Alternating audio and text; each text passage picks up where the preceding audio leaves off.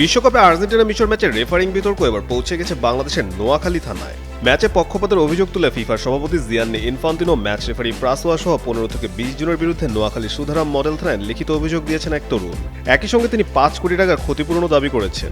অভিযোগকারী 22 বছর বয়সী মোহাম্মদ রাকিব সদর উপজেলার মান্দারতলী গ্রামের বাসিন্দা। তার দাবি অন্যায্য পেনাল্টি, বৈধ গোল বাতিল এবং পক্ষপাতমূলক সিদ্ধান্তের কারণে মিশর ম্যাচটি হেরেছে।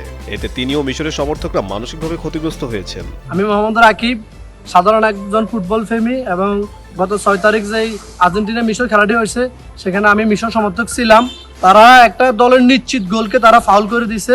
আমার যে মূল অভিযোগ, ফিফার মতন এত বড় একটা সংস্থা এই ধরনের কাজ তাদের কোনোভাবে আশা করা যায় না। মজুক বিরাট কারবার, জিতে নাও ফ্যামিলি কার, স্পোর্টস বাইক ছাড়াও লক্ষ লক্ষ নিশ্চিত গিফট। তবে সুধারাম মডেল থানার ওসি মোহাম্মদ কামরুল ইসলাম জানান, এই ধরনের অভিযোগে স্থানীয় থানার কোনো আইনগত এখতিয়ার নেই। তাই অভিযোগকারীকে বিষয়টি বুঝিয়ে বলা হয়েছে এবং প্রয়োজনে আন্তর্জাতিক আদালতের দ্বারস্থ হওয়ার পরামর্শ দেওয়া হয়েছে। পরে অভিযোগকারী রাকিব জানান, পুলিশ তার মামলা নেয়নি, তাই তিনি আদালতে যাবেন, প্রয়োজনে মানববন্ধন সহ আরও কর্মসূচিও পালন করবেন।